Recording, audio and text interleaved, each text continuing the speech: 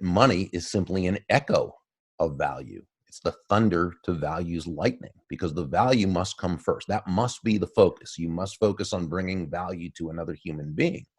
And then, the chances are much better. They're going to know, like, and trust you. They're going to have confidence in doing business with you. And then the money you receive is a very natural result of that value. From cave drawings to family histories to stories around the fire, humans crave order among chaos, connection amid isolation. So we tell stories. Our mission at the Storytellers Network is to bring the art of story to the masses. Whether you're in marketing, you're an entrepreneur, or you're developing your own personal brand, telling your story effectively can make the difference between celebrating milestones and collecting unemployment. The Storytellers Network strives to help storytellers tell their stories so you can learn from the best. Now, your host, Dan Moyle. Welcome to the Storytellers Network. You are listening to a podcast all about story. My name's Dan, and I'm so glad that you're here. I'm very excited to unleash this newest guest on you. But before I do, just a quick reminder, the website is where you can find everything, whether it's how to contact me, whether it's other resources. Look, I love interviewing storytellers and getting inspiration, but there are people out there much smarter than me to give you plenty of resources. So go to thestorytellersnetwork.com. You'll find some stuff there, some links to other places to go. And I think it's so important to tell better stories. So I hope that I inspire you, and then you can learn something there as well. And if you're new and you want to subscribe, text the word storytellers to 31996, and that'll hook you up with a couple of options to subscribe. So listen, today's show is part 1 of 2. So to end this season, I've got 2 parts, and we're focusing on the Go Giver series of books and their principles. I'm absolutely enthralled by this. I'm so excited to have my guest today.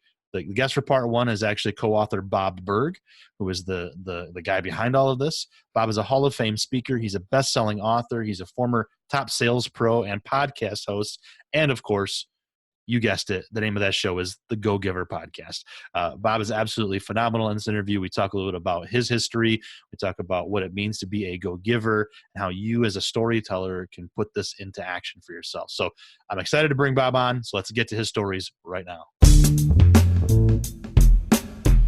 Well, thank you so much for joining me today, Bob. I do appreciate you taking the time. And as we're recording, it's Valentine's Day, so thank you for that. My pleasure. So when I reached out to you, what I find interesting is when I reached out to you, of course, I have the book, The Go Giver. I got it for my wife for Christmas and enjoy the parables in it and the laws too. I love the idea of giving instead of trying to get. But when I reached out to you, I found your answer very interesting to me. I think of you as a storyteller because of what you do, speaking and writing and everything else. But your answer was a little bit different. Do you consider yourself a storyteller? No, I consider myself a how-to guy. Now, Yeah. from stage, I tell stories, but they're always stories of things that happened. Mm-hmm. So that's a little easier. Now, of course, things that happened, I guess and I don't remember who it was that said, John would know who said it, and you probably know who said it, but maybe it was Twain. I'm not sure. Pretty much if it's clever, you attribute it to Mark Twain. Right. Said something like it's harder writing a fiction because fiction has to make sense, whereas real life doesn't necessarily. And I really don't know who said it, but I think that's kind of true. There are wacky, weird things that happen in real life, and when they do, as a speaker, you kind of jot that right down. Say, here's something we're going to share from stage, right? And then you kind of can almost build around it in order to use that as something that makes a point. So are you always thinking in those terms as a speaker? Yes. Whenever I see something, it's probably going to be used on stage if it's something significant. It's even as simple as I'm a customer of Chewy.com, which is a pet supply online store for animals, for pets. And they are just magnificent. And a friend of mine, her name is Stacy. She wrote to me and said, you won't believe what they did at Chewy. And she told me how her one of her dogs passed, and so she had a whole bunch of food, special food she ordered because he had some digestion issues, And so she called them and said that her, dog just died. Can she please send back the, all the food she had and get a refund? And she said the person on the phone just was so amazingly empathetic and sounded like he was going to cry, and he just felt so bad. And he said, well, please keep the food and donate it to your local shelter. He said, we'll refund your money right now. And, that's nice enough. 2 days later, there's a whole bouquet of flowers that arrive for her from the team at Chewy, talking about how they know how nothing can bring back the dog that she lost, the family member she lost, but hopefully these flowers will, do their part to help her, right? And so she wrote to me, she said, I'm their biggest fan, right? And I mean, that's a great story. And that's a story from stage. And, it turns out, by the way, I blogged about that at the Burg.com blog, and I got so many comments from people who said they had similar experiences with Chewy. And what's interesting is when I online on Twitter and on Facebook, when I talked about that and I posted that, somebody from Chewy responded to it, so they know what they're doing. But one of the points was, because people could easily say, okay, sure, they do that, but aren't they doing that because they give back that food, or they pay back that food, credit back the food, the flowers, the whole thing? Well, they know they're going to make money from that eventually, because sure, of course they are. Yeah, I hope they do. But that's not why they did it. They did it because it's who they are. Okay. It's because it's who they are that it's what they did. Mm-hmm. And that's their culture. Right. Mm-hmm. So that's the lesson. The story is what they did with Tracy and the dog. The lesson is when you have a culture of excellence, of caring, of empathy, okay, you attract people to your team that have those same values, and they take care of the client. Mm-hmm. And and then a couple of things come to mind that all comes through as the story, which is why I'm talking about storytellers. But also, I mean, in this world of automation and Alexa and Siri and everything else, I mean, that empathy is so powerful. The idea of giving, because your culture, has to be just more and more powerful. Are you finding that in the world? Yeah, well, Jeff Colvin, the senior editor at large at Fortune magazine, who's written some terrific books, his last one he wrote was called Humans Are Underrated.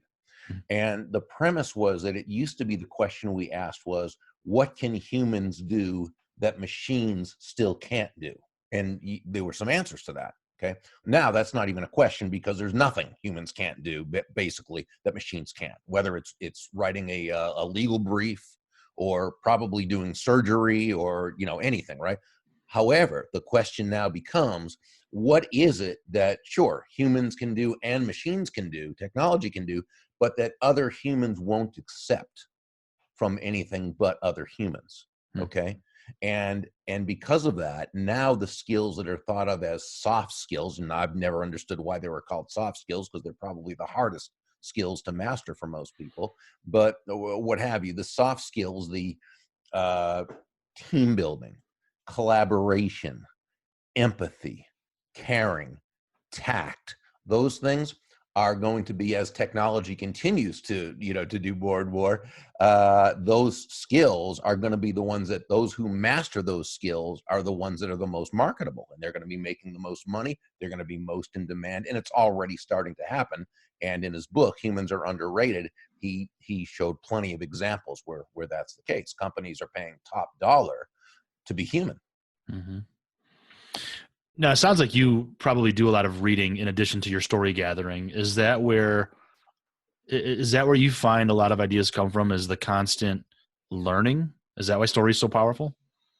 That's a great point. I think it probably is. You hear you read, you hear things in life, you see things, but you get into books and you read stories. You read about things, and it could be a fictional story, it could be a how-to book, it could be a biography. So many great stories come just from reading them in biographies. What is life but a series of stories? And so sure, there's so much to learn, and we need to keep our eyes open. I think Stephen King had said that, if you want to be a good writer, you've got to be a great reader. Mm-hmm. Yeah, his book on writing, I read that way back when I was in high school, and I still reference that today. So clearly you read between that conversation and the books behind you. Has has the internet, what has the internet done to books for us, do you think, and that learning? Hmm. Probably given us more access to good things. Of course, it's also given us more access to lousy things, but that's where discernment and wisdom comes in, Right. and that's where you can't let people just lead you to where they want you to go. You've got to be discerning, and you've got to ask the right questions and follow the right people and sources and know who and what you can trust. And that's not always easy to do. It's something we constantly have to work at. But I think the internet has opened up worlds, and in terms of that, the information's out there. You want to read about you want to find out about someone, you know you do it. You look online. I mean, I think it's terrific. Where do you think that would have been different for you in your career without the internet? I mean, would this message, how much, I guess my stumbling would be, how much more difficult would your message be to get out there without the internet? No, I got it. And it's a good question. And one reason I love the question is because, I'm 61 years old. Half of my career was without the internet, Mm-hmm. and half was with the internet. And to me, and you never knew differently before it was there, right? When you had a book you were promoting, you did it the traditional ways. You were on every radio station you could get on, and you were on every TV show you could get on, and you pounded the pavement. You did, the things where the internet, to me, makes it a lot easier, right? It gives you so much more access to so many more people, and so many more people, so much more access to you. Mm-hmm. Like anything else, it's still just a medium.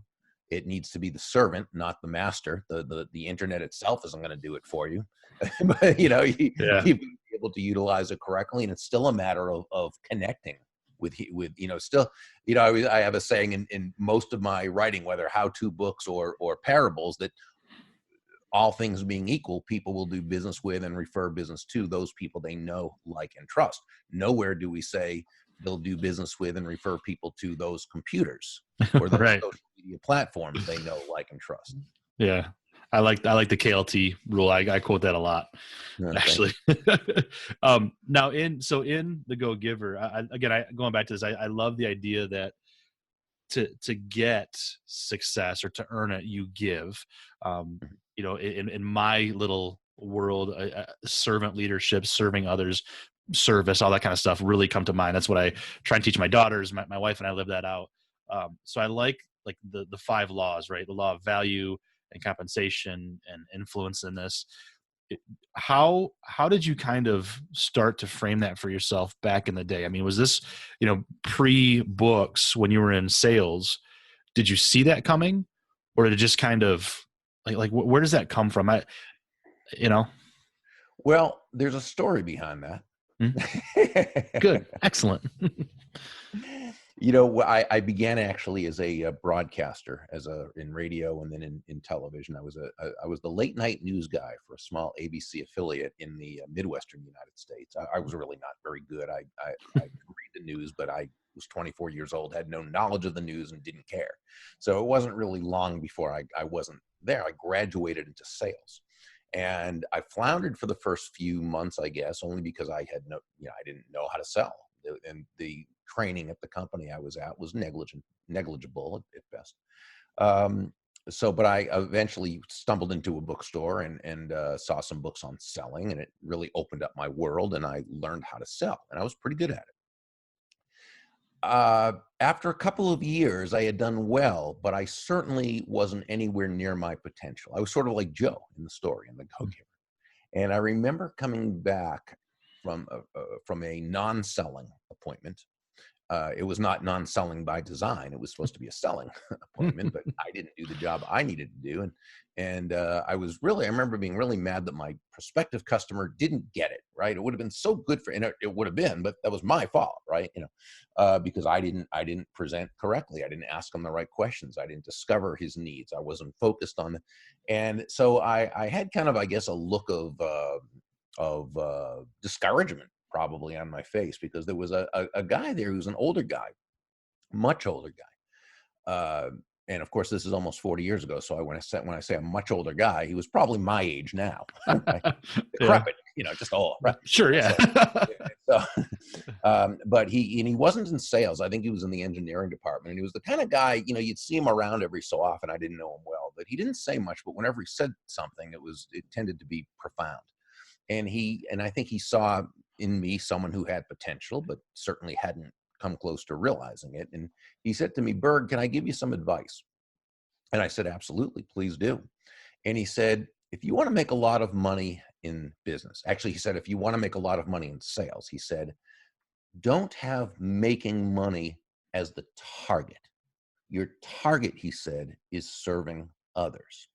Now, when you hit the target, you'll get a reward, and that reward will come in the form of money. And you can do with that money whatever you choose. But never forget, he said, the money is simply the reward for hitting the target. It ain't the target itself. Your target is serving others. And that was a change maker for me. That was a difference maker.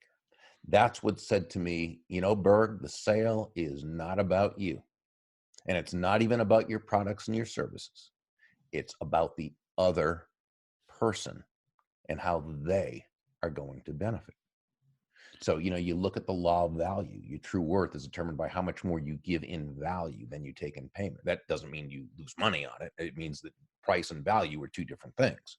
Price is the dollar figure. Value is the relative worth or desirability. So your job is to provide so much immense value and attention and excellence and empathy and education and everything that you can to help this person accomplish their goals through your product or service, so that they feel as though they receive much more in value than what they paid. And of course, you also make a very healthy profit. You look at the law of influence. Your influence is determined by placing the other person's interests first. No, this doesn't mean you're being self-sacrificial or a martyr or a doormat. It just means you understand that your goal is to make your win all about the other person's win. Okay. And so all these, that's, really kind of how they started. And of course, John, my co-author, John David Mann, the brilliant writer and storyteller, really the lead writer and storyteller in these parables. He was a great entrepreneur himself. And so, we kind of took our experiences and we mixed and matched, and we saw, okay, what are those things that really sustainably successful entrepreneurs, salespeople, business people do that helps them to create success? Yeah. I'm looking forward to hearing his story too. He's we're talking here in a couple of weeks, so thank you for that connection. Ask him about the private school that he started when he was still in high school. Oh, all right. It's an amazing story. All right, I'll have to ask that. So it sounds like a lot of this that we're talking about, culture and empathy and how powerful this is, it sounds like new age almost. It sounds like it's very modern, very 2019, like this is what millennials are talking about now. I'm Gen X, but I'm very young, like mindset Gen X. So I'm moved by a lot of this, but this isn't new. I mean, if you're talking about this sales guy 40 years ago, 30 years ago, like that was knowledge back then. What's made it all come about now, do you think, so much more powerfully? You made a great point. There's nothing about this that's new. The principles have been around since time immemorial. Certainly, as long as there have been market-based economies where people weren't forced to buy from anyone else, so people had to earn the right to have someone want to do business with you. I'll often, when I'm speaking at a sales conference, the first thing I'll say, and I say this jokingly, not in a dogmatic, fashion, but I'll say, nobody's going to buy from you because you have a quota to meet. And we all laugh because we know no one's going to buy from us because you're right. They're not going to buy from you because you need the money or have a mortgage payment. And they're not going to buy from you because you're a nice person. They're going to buy from you because they believe they'll be better off by doing so than by not doing so. And because of this, that anyone who has ever had, again, sustainable success in a true market-based economy has always had to focus on the other person. They always had to focus on giving value. So, and this is why we say that money is simply an echo of value. It's the thunder to value's lightning, because the value must come first. That must be the focus. You must focus on bringing value to another human being. And then, the chances are much better. They're going to know, like, and trust you. They're going to have confidence in doing business with you. And then the money you receive is a very natural result of that value. But, again, those who've, not that there aren't people who don't fake value, but those are con artists. Those are not salespeople. Okay. And it's very hard to have a sustainably successful career doing something like that. No, the people who thrive are those who, their focus is on the other person. And that's been that way for a long time. Now, John and I may have placed this into a story form and put a set of laws, if you will, down. But I got to tell you, the first wave of people, okay, who bought this book and would write to us said, this is what I've been doing for years. This is how I built my business. And this is what I've been trying to tell those in my organization how to do, but they didn't what to do, but they didn't believe me. And why? Because what do you see in the movies? What do you see on TV? There are two types of people. There are the good people, right, who are generally portrayed as being poor, but happy, right? And they're honest, and but they're always put down, stepped on, stepped over, taken advantage of by who? The rich people who are mean and nasty and cowardly and hateful and have no soul. So people believe that's how you, right? And so the first, that first wave was the already successful people. But then they started giving the book out because you know how it is. People wouldn't listen to them, but maybe they'd listen to someone who wrote a book and said the same thing that they were saying.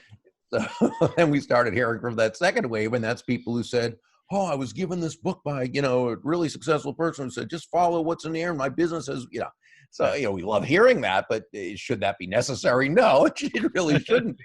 But that's the way of the world. It is. We are not a hero in our own home or a prophet in our own town, right? Somebody else said, "Oh, that's genius," or as the father of teenagers, like, I will never be smart, but if I give them a book from somebody else, right, absolutely, right. And I love the idea that money is an echo of the value. Do you think that can hold true when it comes to people just starting off as storytellers, whether they're in sales, whether they're in marketing, they're a business owner? I mean, that has to hold true for all of us, I would say. Right? Sure. What context are you thinking in terms of would it hold?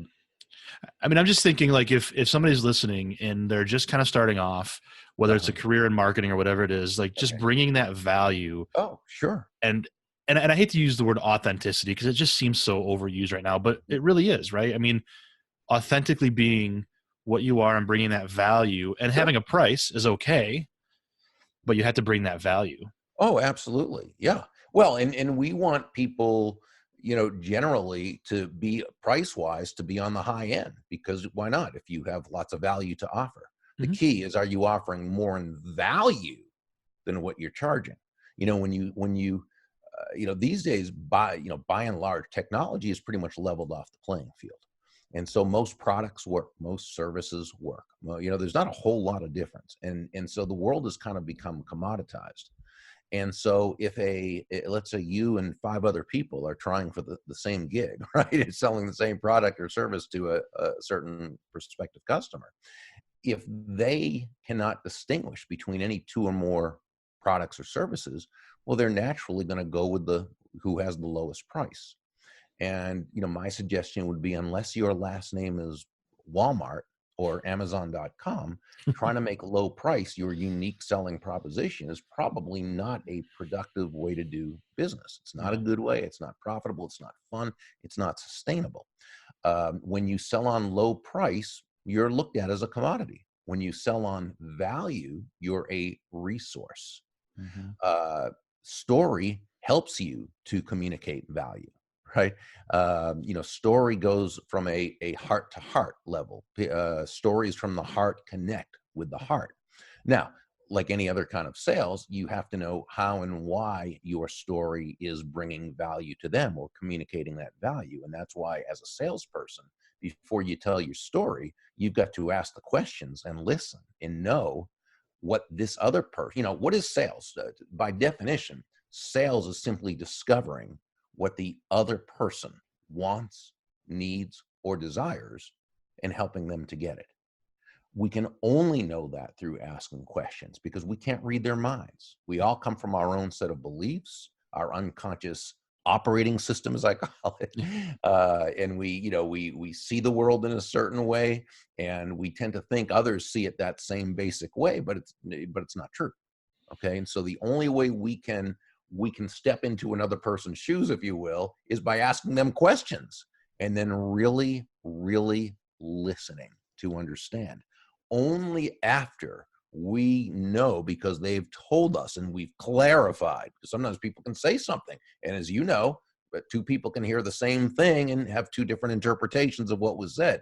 So after we clarify, only now can we, utilizing story, if you will, connect the benefits of our product or services with what they need, want, or desire. Mhm. And that can be a very powerful moment in that relationship, which is what it is, right? Yeah. And Uh, allows you to create and add more value for which you can charge a higher fee.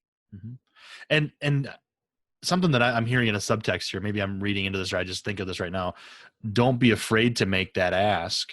So whether you're in sales, whether you are a storyteller, whether you're a writer just getting ready to write your first book or whatever, don't be afraid to make that ask. Don't give away things just for free all the time. Yeah. Have confidence, I guess, right?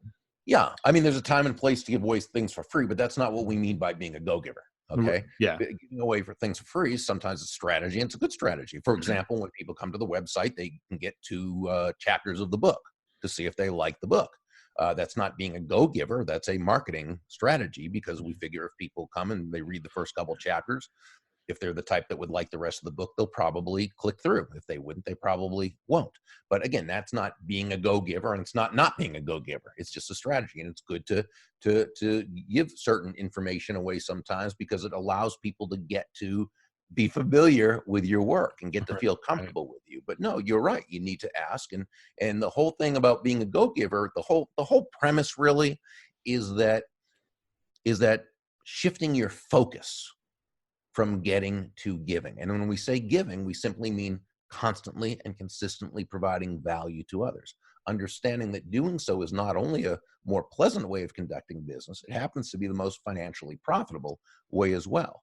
And you Mhm. do need to usually ask, because most of the time, they're not going to just stop you mid-sentence and say, will you take my credit card, or can we sign? Usually you have to ask.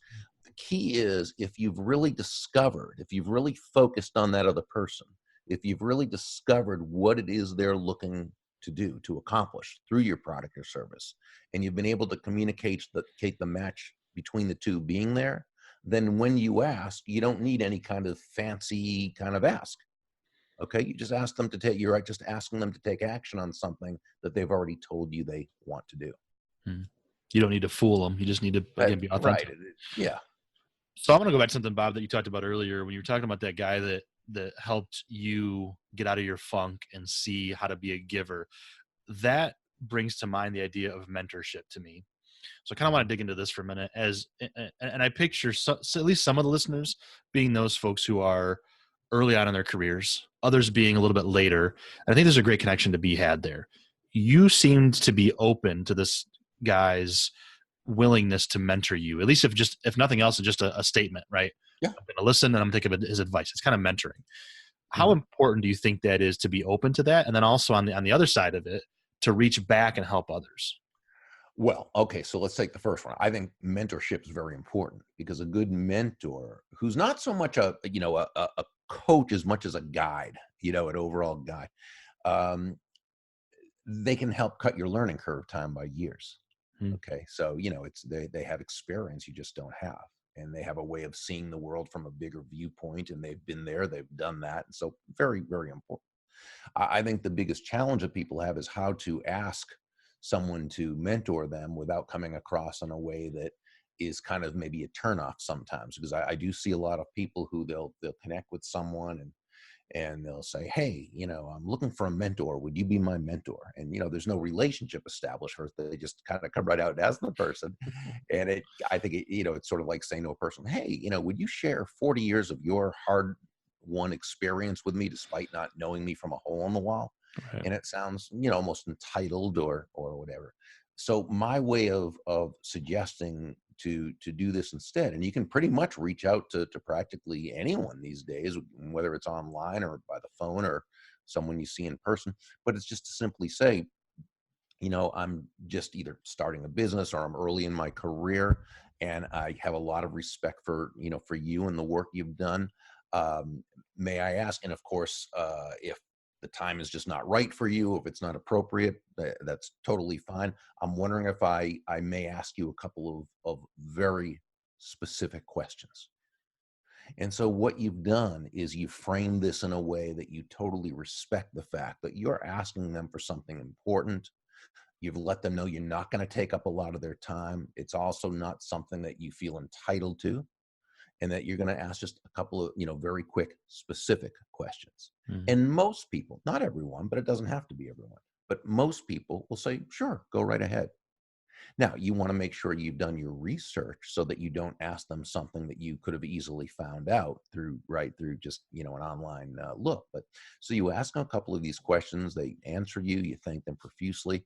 What I would also do is that very day, I would send a handwritten, personalized thank you note. Just a very quick one that just says, thank you so much for the time you took. I realize you're very, very busy. Your advice was priceless. I look forward to putting it into action, and I'll keep in touch and let you know how things are going or whatever. Meanwhile, if you can do something for them that would be appreciated, for example, let's say that they are an animal lover, and they are on the board of their local shelter, and you make it small. It doesn't have to be big, but just a small donation in their name. It'll get back to them. You're not doing it to kiss up.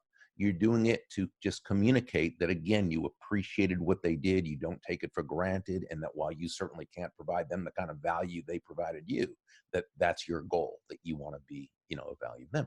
Now, a few weeks later, you might have another question, or you might, what have you. But if a mentor protege relationship is supposed to happen, eventually it will, but it's a relationship like anything else. Sometimes it does. Sometimes they can go for years. Other times it might be 6 months or a couple of weeks, or it might be what we call the drive-by mentor, like that older guy was. I don't know if I ever saw him again afterwards. I think he retired soon after. Hmm. It's not like we had a Tuesday with Maury's kind of relationship. It was one time. Yeah. And my friend Dondi Scumaci, who's a mentor of mine, we call those drive-by mentors. It was someone who just happened to kind of almost drive by with some great advice when you most needed it, and it was game-changing for you. Hmm. Now, you also asked, is it important to be a mentor? Sure, I think it is. I don't think it's something that someone should do out of a sense of guilt, but I think if it's congruent with their values, that they want to help someone else, whether or not they've ever been helped. But the fact is, they probably have been helped. So it's a great thing to help someone else. That's the circle of life. I mean, it's just a wonderful thing. But even if they've never been helped by someone, that still doesn't mean they can't help someone else. But again, it's not that it's, I never like to frame things as though there's some sense of obligation. If you're a good person, you'll do this. May not be what this person really wants to do. They may do other things but sure, if that's congruent with someone's values and they would enjoy doing that and helping out the younger up and comer, by all means, of course, I think it's a wonderful thing. And is it based only on age? This might be a dumb question, but is it only like, if I'm older, I can mentor younger, or can you mentor up, so to speak, too? Yeah. Oh, you can. I see it all the time. Hmm. I think we usually think of that someone who's older is probably more experienced and more successful, than just because that's usually just how it is. But no, I see all the time people who are younger who've just achieved some wonderful success, and they mentor someone who's, that's usually more of a specific mentorship as opposed to a life kind of, it's a specific business how-to type of mentorship. But absolutely. Yeah, interesting. Now, so Bob, I see you as somebody who's obviously had some great success. You've got your books, you've got the speaking that you do, you have your podcast, and you started off in sales with a regular job, maybe not 9 to 5, but I know salespeople work all hours. But you had kind of a real job, but you've developed, or you've created this life for you that seems to be successful. Do you look around yourself and think, gosh, I've kind of made it? Without retiring, but I mean, do you look around yourself and see that success? That's a great question. I really don't know that I see it that way. First, I mean, I feel like I'm always growing. So it's not that I ever think, okay, Right. I do feel very fortunate. I mean, I know that there's things I've been able to do and achieve that. But remember, I've also had a lot of failures. So I've had more failures than I've had successes. I've just been very fortunate with some of the successes. And I think that's how it is with a lot of people. But, at 61, I'm very grateful for where things have taken me. But I can't say I think like, well, I've made it. That's it. Nah, Sure. I don't think so. And what kind of milestones have you looked for over the years? Were you able to kind of measure that? I mean, I think of me in my career path right now. I want to someday, I say, be a speaker. I'd love to be able to do keynotes and workshops and that kind of stuff. Yeah. Was there a point for you where you thought, okay, this, maybe not that you've made it, but like, this is the path? Well, back in the very early '90s, I guess, that I knew that was the path I wanted to do. I was actually selling cassette tapes. That's how far back that was, right? Awesome. Sort of like 8-track tapes, only just a little more advanced. And so I was selling cassette tapes for another speaker, and I just, I'd go every place. I'd speak for free to all these groups that would have me speak for 20 minutes, and I'd sell the tapes, and I learned how to do that, and that was fun. But I kind of knew there was a little more to it that I wanted to be doing, and I developed my own program based on things that had worked for me that I'd learned, and I began my own speaking career, and and as soon as I did and had a modicum of success, I knew this was what I wanted to do. Now, there were times I almost went out of business early on and couldn't sustain it.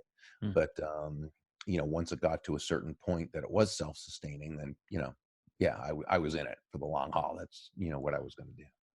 And now that, and again, I know you don't say that you've made it, but I look at it as someone who's very successful. Do you still have to work that hard to get that success, or does it become just a little bit easier? I probably would have to work hard still if there were certain things I wanted to accomplish, like a X amount of bookings a year at a certain fee and doing this and that. But I'm actually pulling back now. So I'm not retiring by any means, Sure. but I'm now doing no more than 20 out of town engagements a year. So I find myself not really, other than in very specific cases where I'm trying to go after a certain company I don't really do a whole lot of it at this point. But we are doing different things. So Kathy Tajin, my brilliant business partner, and I, we've developed a certified go-giver speaker program where we have speakers that we teach how to do all the intellectual properties I've developed over the last 30 years, how to speak on them. And we teach them how to have a speaking career and how to speak on that. So that's one part. And we have a Go-Giver Entrepreneurs Academy where people come to us. We limit it to 10 people because we go very deep into their business. So in that way, we're still doing different things. Again, I'm nowhere near retiring. It's just that the actual speaking part is something I really don't work hard at anymore in terms of getting bookings, because I don't want that many bookings. Yeah. Otherwise I would have to. Yeah. Right. Now, is there something next for you other than, I mean, and other than all that, right? Like, hey, that's no big deal. But is Go Giver going to be your legacy, or do you see something else in the future that you want to go after? Well, it's interesting that and we just had a recent story out, a recent addition to the Go Giver parable family called the Go Giver Influencer. Mhm. And that a lot of that material that, again, John excellently weaved his magic with, was from a lot of it was from a book I wrote called Adversaries into Allies, which is basically about people skills. It's really, people have called it the Dale Carnegie's How to Win Friends and Influence People for the Modern Day. Mm. And when I say people have called it that, I mean I've called it that. But no, others fortunately have, actually. Hey, but you might as well trumpet that, right? But and that's really my passion. That it's people skills. It's people teaching people how to communicate with others in a way that's much more positive. And that's why, which is really influence, which is why John and I wrote this last one. So I don't think I'll ever stop with that message, though. I think it's going to be more with the Go Giver series as opposed to with that particular book, even though that book, which is a how-to book, Adversaries into Allies, to me is, that's my kind of book that that what I was, I think, put on earth to write. But but I think the Go Giver brand has become so strong that that's what I'm associated with. And believe me, I don't mind being typecast with that. I'm very grateful for that. Yeah. It's funny because the Adversaries and Allies, I know that's your book, but it's also, I watched the Kid That Would Become King recently. It's a new, kind of a newish movie, and it's about King Arthur, sort of. Oh yeah. And it talks a little bit about that, how King Arthur turned his adversaries into allies. Oh really? Around the knight's table. So just interesting that kind of came up. Anyway, totally random. Man, Bob, I really appreciate it. This has been a lot of fun. Thank you. Likewise. Learned a ton. I hope the listeners have too. Before I let you off the hook, though, I want to give you a chance to answer my favorite question. We'll see if you like this. If somebody told you tomorrow that you can no longer tell stories, whether it's from the stage or in books, what would your last story be to go out on? Oh, wow. What a great question that is. What would be my last story? It would have to be a story about my mom and dad. And I don't know what the story would necessarily be, but they've been such a wonderful influence in my life and such a blessing to me to have grown up with them. And there are so many stories, so many mom and dad stories that are just wonderful that I would come up with one. Nice. That's really cool. It's nice to hear that parents have a good influence still. Now, do you still have them in your life? Yeah. That's awesome. Yeah. That's great. Well, good, man. Well, I'll tell you what, I appreciate it. Now, if somebody wants to obviously find you, Bob Burg, burg.com, but is there any other place that people should go for like either that course or anything else? If they go to thegogiver.com, the burg.com, great when I welcome people to come there. It's more for a lot of the speaking and other things. The gogiver.com is where there's a lot of the goodies kind of easily right there. The podcast, the Facebook live show, the books where they can get the couple of free chapters to see if they like them first. So I would say either one, burg.com or thegogiver.com. All right. We'll link to those in the show notes. Thanks again, man. Oh, my absolute pleasure. Thank you. So once again, thank you so much, Bob Burg, for coming on the Storytellers Network. If you want to connect with Bob, as you heard, you can go to thegogiver.com, and all those links are in the show notes. So if you're listening in the car, wait till you pull over later to go there, but they're in the show notes. Check out Bob, buy his book, get on board with his Go Giver stuff. This whole servant thing is absolutely awesome. And if you enjoyed this episode, you think someone else can benefit from it, please share it with them. I appreciate that, but also if we can give back to people and we can help the world be a better place to people like Bob Burg's information, that's huge. So share it with somebody, social media, text it, just tell them about it. I find sometimes just mentioning podcasts that I listen to other folks, they're like, oh, I never heard of that show. I'm going to check it out. So conversations are a great way to get that out there. Word of mouth marketing, as Jay Baer calls it, right? So there you go. My name's Dan. You've been listening to the Storytellers Network. I really appreciate you listening. Again, all the resources at thestorytellersnetwork.com. You can find the contact page there. Hit up Contact Dan. We can chat and look for another episode next week. And again, next week is part 2 of the Go Giver series. I'm talking to co-author John David Mann. So look for that coming up next week. Until then, here's to telling our stories and having stories to tell. Cheers.